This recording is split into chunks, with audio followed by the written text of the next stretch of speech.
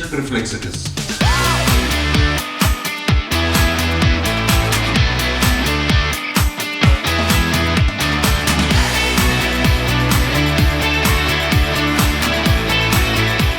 Skin graft is enough for the defect to have good healing. So whatever structures come, they come in layers.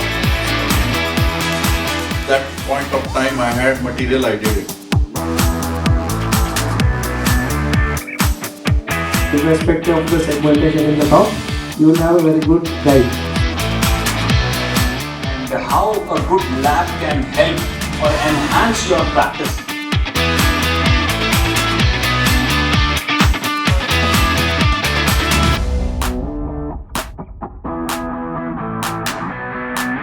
Don't think that it's just the scanner is making the man behind the scanner is also very important.